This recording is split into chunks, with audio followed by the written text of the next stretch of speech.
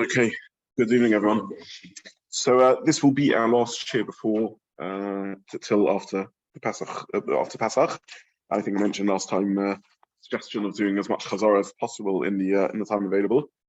So I just want to really very briefly finish off the Halacha l'maisa that emerges from the Masechet Shabbat about the allowance of Shum in the Meducha.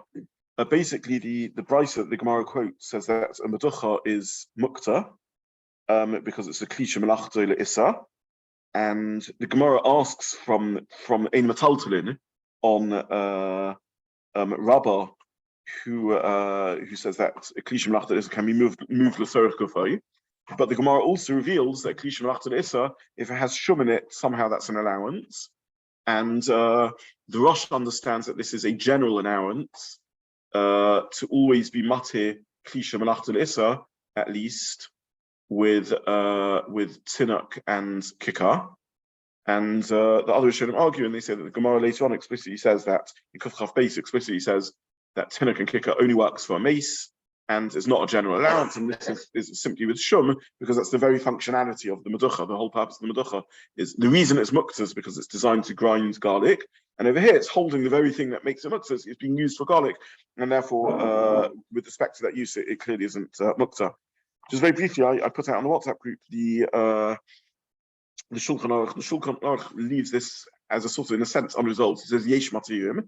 There are those who allow you to move a klisha melachot le'isa, afinu mechama l'tel, even from chama t'sel. In other words, even not the tzorech gufay, alidei kikar tinuk. So he brings this view that a klisha melachot le'isa normally is only be allowed to move the tzorech gufay. You can't move it mechama l'tel. You can't move it just to get it out of getting it damaged by the heat. Nonetheless, the kikar tinuk helps in that. So the Mishnah Berurah really is quite a nice summary. I hope everyone had the chance to have a look at the Mishnah Berurah. The Mishnah Berurah is a nice summary of our sugya. The Mishnah Berurah says those who allow it are the Rosh. That's what we saw. We saw we quoted the Rosh. The Rosh was brought in the Baal Hamar and in the Meiri and others. Then he says Yesh Cholkin, and he brings the Baal Hamar. He brings the Baal Shloma that we didn't learn. He brings the Rashba, and he brings the Kolboi, who is who I said is as far as we know of Aaron of Luniel, who's quoted by the Meiri as Chachmei Kavmenenu Miluniel. If you remember, we discussed that in the last year. So Mishnah Berurah is a nice summary of the topic. In practical halacha, he brings that there's a significant weight of achronim who don't think you should do this. The Graz, who is the Baal HaTanya, the Taz, and the Gon, and the Derech HaChaim, and therefore it's not halacha. I think we would paskin that this is not lachat chila to do. But in a case of hefsed and rubah, if there's significant loss, one would be allowed to do so. That's probably the sort of practical halachic conclusion that that emerges from this debate. I also mentioned briefly, and then Adam showed me afterwards, and this is a little photo of a screenshot of the Dirshu that brings a nice summary of some of the contemporary achronim that argue as to whether as to what degree the heter this allowance would what level of allowance would putting a kikar or a tinuk help? Would it mean that it has no muktza whatsoever? In other words, it's got the same allowance as the shum itself, as the tinuk or the kikar. In other words, it can be moved for no reason whatsoever, or can it only be moved for specific needs? And the Prima Godim is Medaik in the Lashon of the Shulchan Aruch. The Shulchan Aruch says you're allowed to move it afinu mechama l'tel, even from chama l'tel, which seems to imply you can't just move it for no reason whatsoever. So it remains with some lingering muktza status. It's like a klisha melachot le'isa that you can't just move for no reason whatsoever. It's not like food. It's not like the kikar on it. Bread you could just move for no reason whatsoever. Whereas this you would only be able to move mechama l'tel. That's really the halachic conclusion of this part of the sugya, and that's I think we'll leave it as that, just in the interest of moving on. If the issue saying that the kedera then gets status, do we have a problem with our regular saucepan? So we should not be touching our saucepans for no reason. Correct. So a saucepan, which is a klisha melachot le'isa or le'heta, shouldn't be moved for no reason at all. Correct. Right. Does that mean the saucepan drawer is a process? No, because at the end of the day, if you ever need to open the drawer, you're opening it for a reason, which is you want to get something, in which case it would be the equivalent of the tzorech gufay. So you can move the sauce. The saucepan is better than a kli shemelachta l'issa. It's either a kli shemelachta l'issa or it's a kli shemelachta l'issa l'heta. Either way, it can be moved l'sorech gufo or l'sorech mekomo. So if you want to move it out of the way because you want to do the washing up, you can move it. If you want to open the door to get to something, you can move it. But you shouldn't fiddle with it. You shouldn't just move it needlessly, pointlessly. A keli shemelachta l'issa, which is sitting on the tray on Erev Shabbos, still becomes a bosses, even though I might use that keli shemelachta l'issa for a mutter use on Shabbos. Correct, but if you need to move, it doesn't become more osa than the kli shemelachta l'issa itself. In other words, it can be moved l'sorech gufo, l'sorech mekomo. So, But why then was it not a bosses? Because these things on Erev Shabbos, I didn't have a specific intention. I might be able to use it, but otherwise it's then a keli shemelachta l'issa.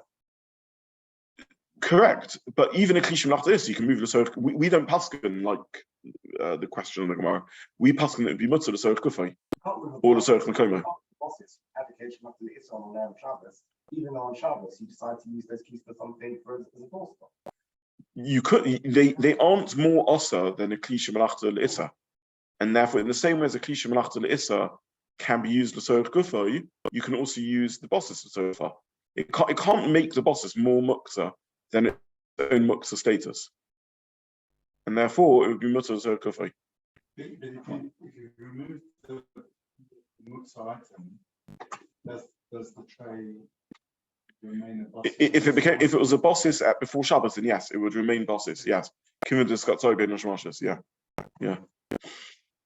Okay, so that's the confusion. We'll revisit these again and again. There's no way when you're learning Gemara to, unfortunately, to build up all these issues.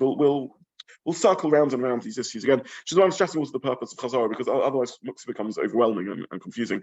The Gemara gives us little bits and pieces, but we'll get back to really only dipping our toes into it for now. But I've been thinking that Yeah. the discussion that we have about chicken or any other mutter item is when you're putting it on Shabbat itself, all of the discussion in advance to put some food on your candle tray before Shabbat. Even if you did it before Shabbos, the halacha, since it is a muktza item, the kicker or tinuk, according to the machmirim, the stringent view, would not help. Yeah, that's what we saw. The theory is about the end of the Yesh, if you put something on it, I mean, in this case, it talks about the tafshil in a kadera. Is that bit not saying that the Kalama, everyone would say, if you do it before Shabbat, you actually demonstrate you intended, or is that only because that's making it a kli shemelachta? That's the Shum type sorah. That's not just a random kicker or tinuk. That's the very purpose of the KD. So I mean, your point is fine, because maybe I misunderstood what you're saying. If you're just using the solution of kicker or tinuk, the machmirim hold it doesn't help even if you did it before Shabbos. If it's the very purpose of the KD, then that's like the Shum in the Meducha, and as you corrected yourself. Yeah. The discussion with the Gemara is about doing it on Shabbat. Yes, that is true, and the Kolbo drew that distinction.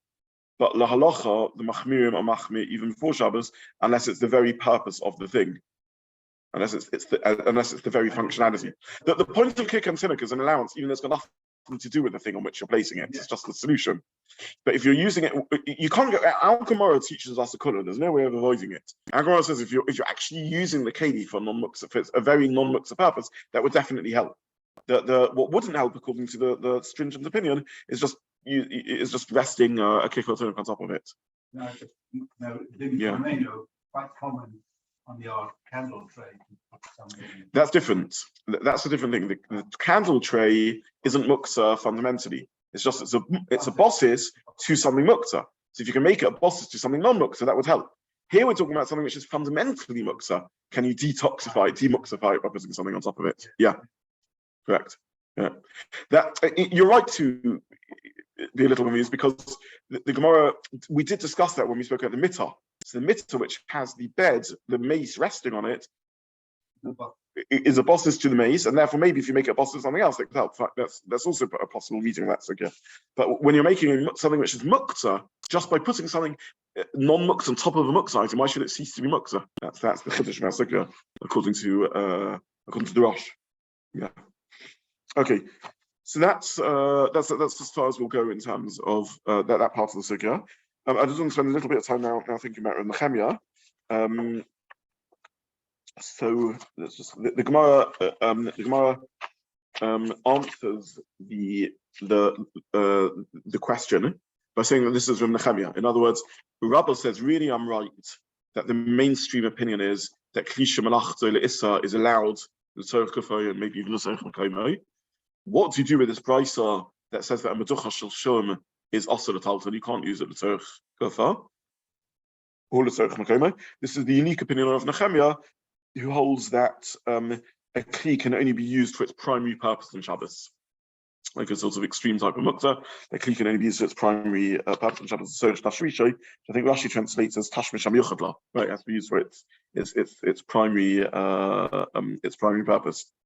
Now, sorry, just to go back to this, but let's just think through then. If this brisa is Rabbi Nehemiah, who holds you can only move a keli for its primary purpose, how does Rav Nehemiah understand the Reisha, which says that Shum helps?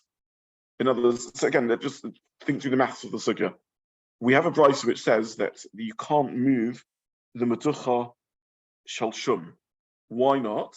Because of Nehemiah's view that you can't use a kli in this scenario. You can't use a kli Shem Melachot Le'issa for its, even a kli Shem Melachot Le'issa you can't use for its non-primary purpose. So you certainly can't use the Meducha Shel Shum for Tzorech Kufay. That's why it's ultimately. Okay, if that's the case, why can you move it when it has the Shum in it? So according to the Rosh, that this is a general heta that you can move the keli agav the kikah or tinuk or shum that's on it, because we look at the movement from the perspective of the non-mukta item on top of it. We understand why Rav Nehemiah wouldn't be bothered, because Rav Nehemiah would say, I don't think you can move kalim for anything other than their primary purpose. But if putting a kikkah on tinuk on top removes all mukta because the movement is relevant to the kikkah or the tinuk, then we have an answer to why the brisa says that's mutter, because it's completely detoxified.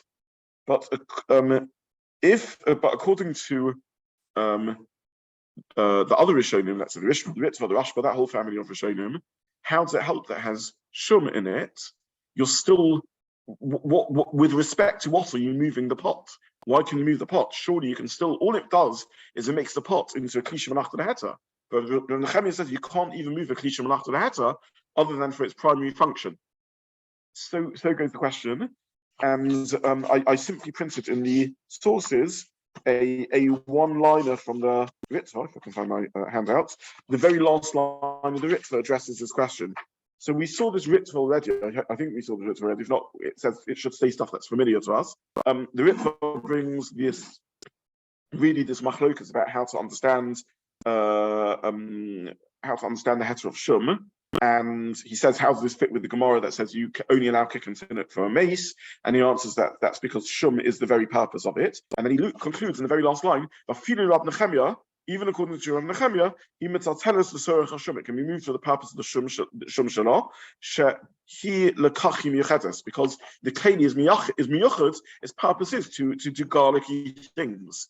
In other words, the Ritva learns that the allowance of the brisa to move the Meducha Shel Shum, if it has Shum inside it, is only for the purpose of the Shum. So you can only move it if you want to get Shum from place A to place B, or you want to serve Shum or the like. That's the whole story. Are you with this? Is everyone in this? So again, according to the Rosh, the allowance of having Shum in the keli is because we don't look at the keli anymore. We just look at the non-mukta item. Great. Even when the Nehemiah would agree you can move the keli willy-nilly as much as you want, because the movement is it's like moving a kikkah or a tinuk, which you can move completely. But according to the Rashba and the Ritva and all the other Rishonim, that the basis of the heter is because it now becomes the Kli Shem Melachot Le'Heta, because you're using the keli, the Meducha for holding Shum. Okay, so it becomes a Kli Shem Melachot Le'Heta. But Nehemiah says you can't even move a Kli Shem Melachot Le'Heta for anything other than Tzorech Kufay. Answer the Ritva and Nehemiah. That's all that the ratio of the brisa means according to Nehemiah. It just means you can move it for the sake of the Shum. That's the maths of the sugya according to Rabbi Nehemiah. Yeah. If it was literally a kikkah, that wouldn't be Well, anyway, those Rishonim don't hold that kick and tinuk enough. That's the whole point. They say only Shum is enough. The Rosh says even kick and tinuk helps. Those Rishonim say only Shum is enough because that's the very you're re-giving functionality to a heter functionality to the Meducha, because Meducha is designed for the whole thing that makes Meducha Muktza is that it's used for crushing Shum, and here you're using it to hold Shum. Yeah. Where do you see in Rashi the tashmish on Yuchad means it's primary fact? The tashmish that's unique for it. In other words, not any old tashmish. That's how we're answering the question on Rabbah. Well, anything. If you're miyachid it for that, maybe. In other words, if you take a hammer and you put it in your cutlery drawer because you always want to use it for nut cracking, maybe yeah, you can repurpose things. But a stum hammer is until you do that, how you would repurpose a hammer is an interesting halachic question. But till you've repurposed it, Rav Nechemia says that kli shemanachta isa can't be used for cracking. A hammer can't be used for cracking nuts because it's not the tashmish on the law. Yeah. Well, why are you raising eyebrows? I just struggle to see that in the words. I mean, I understand that's what the Gemara means, and that sounds like I just can't understand what Rashi's trying to tell us there. That those three words, if anything, seem to dampen down the Nechemia. The words of Nechemia. Nechemia was very clear. Thinking that in the term Tashmisho, exactly what it is. Rashi simply, all Rashi is doing is putting in bold the final vav. It's tashmish. It's unique tashmish. That's what Rashi is saying.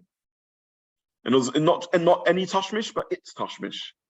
He wants you not to miss the pronoun at the end. It's tashmish. The vav. Yeah. Why? Extending it, not just the use of pushing it, also the use of carrying it.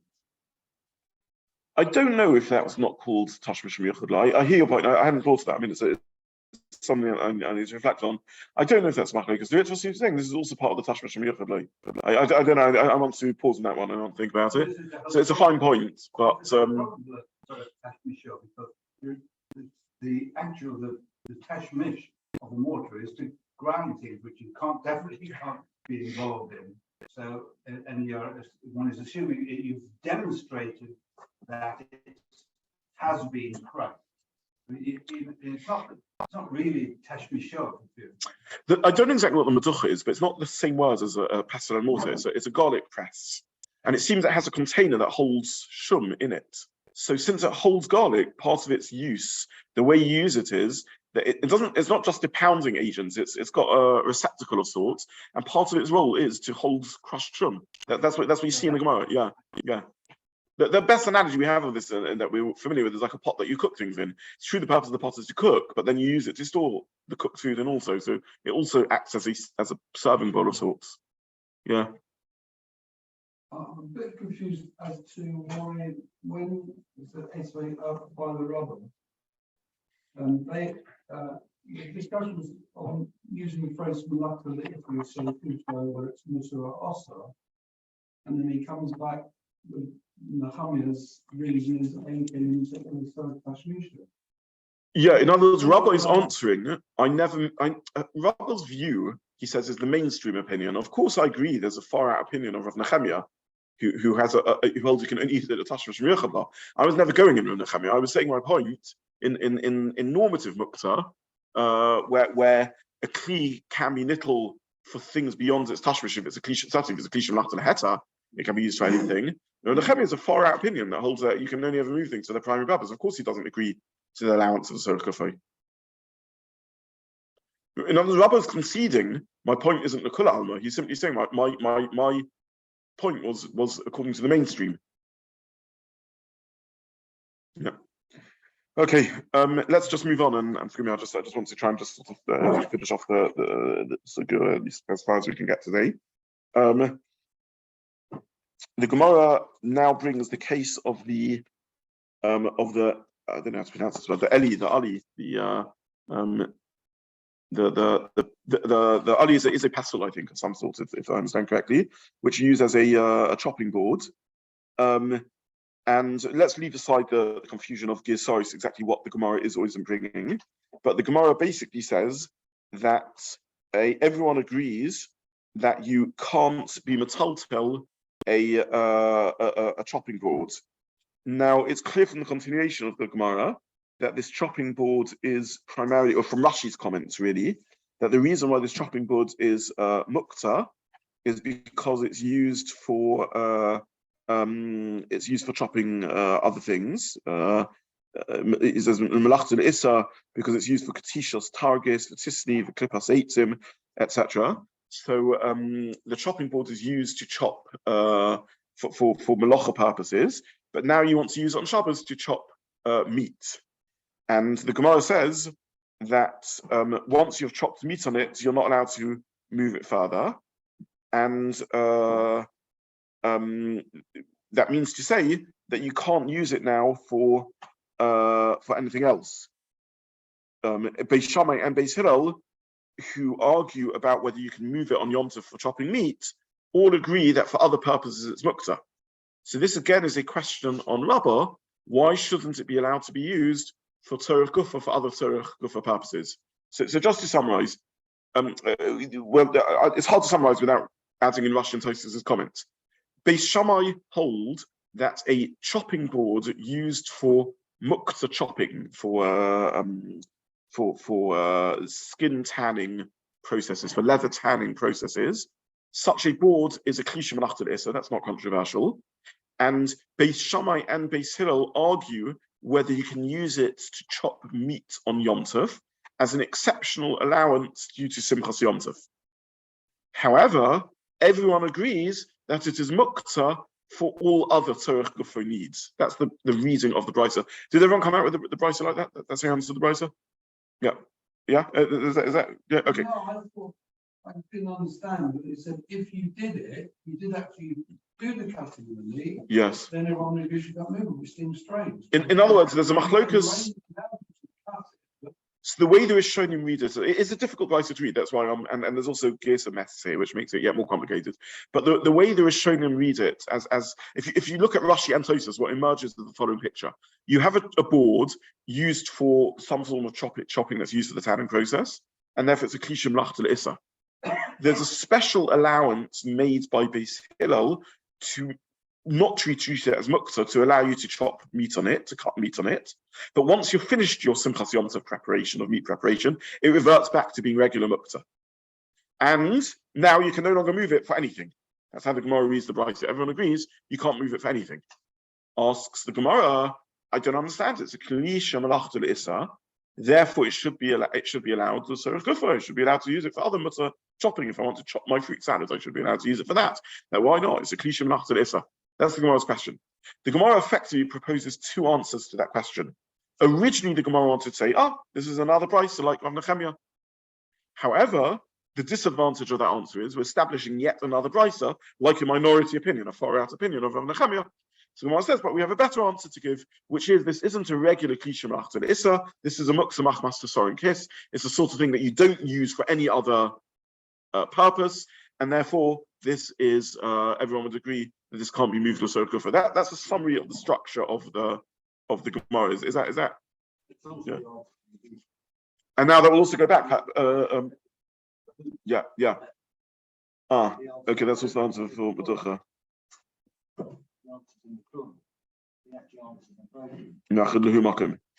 Okay, thank you. So why don't say that she in Kotzah is possible? Why does it have to be dependent on the fact? Surely it should just say you're not allowed to move it. Everyone agrees that you're not allowed to move it. You're allowed, one of them says you're allowed to cut basra on it, but everyone agrees you're not allowed to move it. Why, if you cut basra on it, then you're not allowed to? It means once you've cut basra on it, that's what it means. Once the whole Beis Hillel says a unique allowance that you're allowed to move it for Simchas Yom Tov, even though it's Muktza, but he thinks that Muktza is suspended somewhat for Simchas Yom Tov. So he says, however, once you've used it for the Simchas Yom Tov purpose, i.e. you have no meat preparation left to do, then it goes back to being a regular kli shemalachta l'issa, and therefore you can't move it even a Tzorech Gufa. That's how the Gemara reads it. After what do you mean you can't move it a Tzorech Gufa? Kli shemalachta l'issa should be mutter Tzorech Gufa. First answer is Nechemia. Second answer is it's kula alma because it's kli shemalachta, it's Muktza machmas sorin kiss. That's how I'm sort of stating an answer to you. I'm not defending the answer. That's how the Rishonim understand the brisa that it's not particularly easy to read the brisa, but that's how Rashi and Tosfos understand the brisa. And what it means to say is there's a suspension of Muktza according to Beis Hillel alone because of Simchas Yom Tov. But as soon as you've done your Simchas Yom Tov needs, it goes back to being regular Muktza. That's how they read the maths of the sugya. Yeah, sorry. Last week, I think it was the Rabbi Kiva Eger who was asking about Muktza and Chesron Kis and whether it was a normal Kli or why did he need to ask that question if this is the end of our Gemara?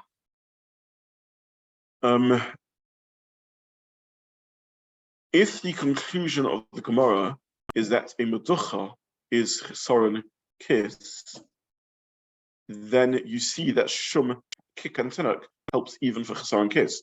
If the conclusion of the Gemara is only a chopping board is Chesaron Kis, then we don't know whether the heads of Kik and Tinuk helps for Chesaron Kis. And that's why I made a note of Adam's comments. I need to think about this.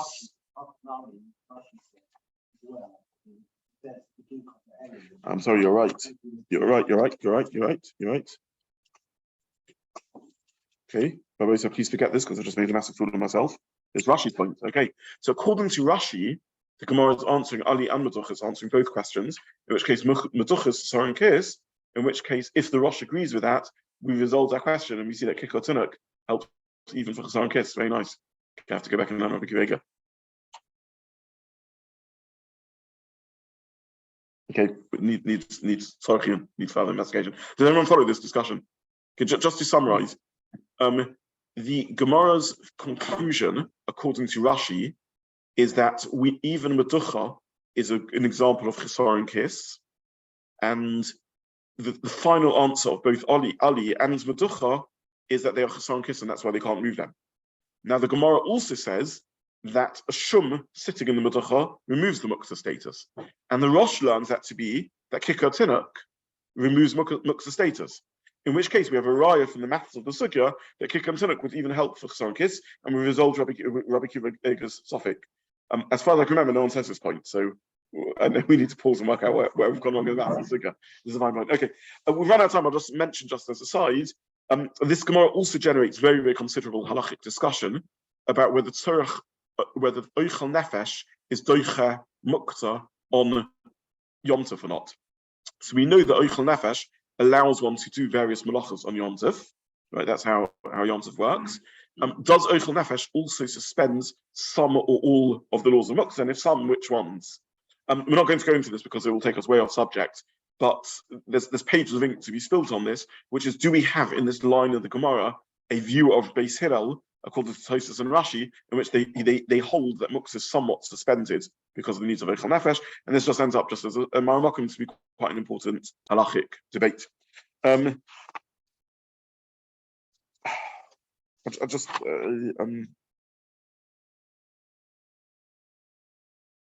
think we'll have to stop there for the time.